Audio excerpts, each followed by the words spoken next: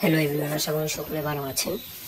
আমি আজকে যে খবরটা দেব, হয়তো এই খবরটা এখন পর্যন্ত কেউ দেয়নি, শুধু একজন বাদে, সেটা হচ্ছে শিমুল ভাই। ইয়েস, শিমুল ভাই বাদে আর কেউ দেয়নি। আমি শিমুল বলছি, সেই ইউটিউব চ্যানেলে চলে যান খুঁজে পাবেন।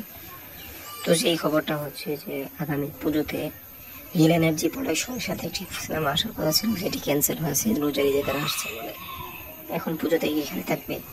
তবে শিমুল ভাই জানতে পেরেছে এবং সুন্দর সমুদ্র নিজে তাকে বলেছে যে পুজোতে একটা ছবি প্ল্যান করছে এবং সেখানে শাকিব খান থাকবে, পুজোর ছুটিতে আসবে।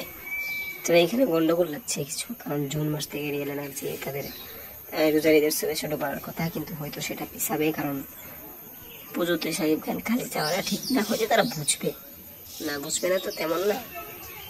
তো আসুক, আমরাও চাই পুজোতে আসুক শাকিব খান। বছর 3টা অথবা 4টা করুক, অনলি 3টা করে করবে।